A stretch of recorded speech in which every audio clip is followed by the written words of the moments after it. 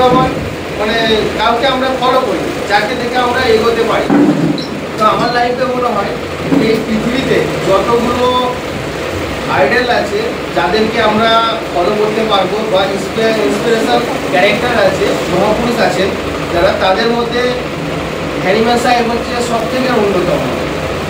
কারণ সেই জিনিসটা এবার আমরা আসছি প্রাথমিক পর্যায়ে যখন হ্যানিম্যান সাহেব শিক্ষা গ্রহণ করেন, যখন প্রাইমারি স্কুলে হ্যানিম্যান সাহেবের বাবা ভর্তি করেন, তখন সেই মুহূর্তে তাদের মানে সংসারে প্রচণ্ড মানে অর্থনৈতিক দিক দিয়ে প্রচণ্ড করুণ অবস্থা।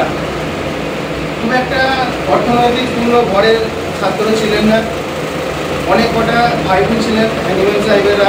প্রাথমিক পর্যায়ে যখন শিক্ষা তার স্কুলে চলে, সেই পর্যায়ে হঠাৎ লক্ষ্য করলেন যে স্কুলের টিচাররা হ্যানিম্যান সাহেব আর বিদ্যালয়ে আসছে না।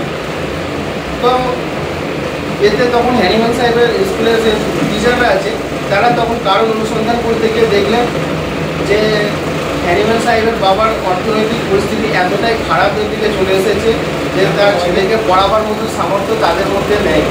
তাই তাকে কাজ ছাড়িয়ে দিয়ে অন্য একটা দোকানে কাজে লাগিয়ে। হ্যানিম্যান সাহেবের প্রতিভা সম্পর্কে তার প্রাথমিক পর্যায়ে স্কুলের টিচাররা টের পেয়েছে। তো তখন তারা এই কথাটা শুনে তখন ডিসিশন নিলেন যে হ্যানিম্যান সাহেবের যাবতীয় পড়াশোনার খরচা স্কুলের টিচাররা চালাবে এবং স্কুলের সমস্ত ফিস তার মকুব করা হবে। এর জন্য তার বাবার কোনো রকম বঞ্চিত হওয়ার কারণ নেই। তো এই প্রস্তাব যখন দিলেন তখন সেই শর্তে রাজি হয়ে যায় এবং হ্যানিম্যান সাহেব পুনরায় স্কুলের মানে পঠন পাঠন চালু করেন। এরপরে সেখান থেকে প্রাথমিক স্তর পার করে যখন তিনি উচ্চশিক্ষা লাভের জন্য যান, তখন তার জীবিকা অর্জন করার জন্য তিনি বই অনুবাদ করতে লাগলেন। 11টা ভাষায় হ্যানিম্যান সাহেবের দক্ষতা ছিল। সেই 11টা ভাষায় পড়তে এবং লিখতে পারতেন।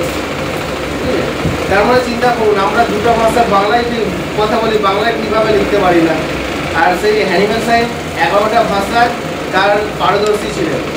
এক ভাষা থেকে আরেক ভাষা ট্রান্সলেট করতেন এবং এইভাবে তার বিদ্যালয়ের খরচা চালিয়ে যেতেন। কিন্তু গরিবের কাছে হার মানেনি। এরপর মাত্র 24 বছর বয়সে তিনি এমডি ডিগ্রি লাভ করেন এবং তার পছন্দের সাবজেক্ট ছিল, তিনি একজন কেমিস্ট্রিয়ান ছিলেন, একজন দার্শনিক ছিলেন এবং তার পছন্দের সাবজেক্ট ছিল চিকিৎসা বিজ্ঞান। সেই হিসেবে তিনি এমডি ডিগ্রি মাত্র 24 বছর বয়সে লাভ করেন এবং তিনি একজন অ্যালোপ্যাথি চিকিৎসক হিসেবে পাস করেন তখনকার যুগে। এবং তার প্রাথমিক চিকিৎসা অ্যালোপ্যাথি চিকিৎসক হিসেবেই তিনি প্র্যাকটিস শুরু করেন প্রাথমিক পর্যায়ে। এবং অত্যন্ত প্রতিভাশীল হ্যানিম্যান সাহেব এক হসপিটালে তিনি সার্ভিসও পান এবং দীর্ঘকাল বেশ কিছুদিন প্র্যাকটিস করার পর তিনি লক্ষ্য করতে লাগলেন যে সমস্ত পেশেন্টকে তিনি চিকিৎসা করছেন, বেশ কিছু যে রোগগুলো তিনি সারিয়েছেন বলে মনে করছেন, দেখলেন বেশ কিছুদিন পর সেই রোগগুলো আবার রিল্যাপস করছে, মানে আবার পুনরায় সেই রোগগুলো ফিরে আসছে। এর মধ্যে আরেকটা জিনিস তিনি লক্ষ্য করলেন যে কিছু রোগের চিকিৎসা করতে গেলে দেখা যাচ্ছে যে একটা রোগের চিকিৎসা করতে গেলে আরও 5টা রোগ, 5টা কমপ্লিকেশন যেটা বলা হয়, সেই 5টা কমপ্লিকেশন রোগীর মধ্যে দেখা দিচ্ছে, যেটা সাইড এফেক্ট আমরা বলছি। তো তখন হ্যানিম্যান সাহেব এটা দেখে বিস্ময় হলেন এবং তিনি এই বিষয়ে চিন্তাভাবনা করতে লাগলেন। করতে করতে তিনি কিছুদিনের জন্য তার প্র্যাকটিস সম্পূর্ণ বন্ধ করে দিলেন। দেখছেন যে এতে মানুষের উপকার থেকে অপকারটাই বেশি হচ্ছে। তখন তিনি নতুন রাস্তা অনুসন্ধান করতে লাগলেন এবং প্র্যাকটিস ছেড়ে দিয়ে সেখানে বিপুল করে পড়াশোনা করতে লাগলেন।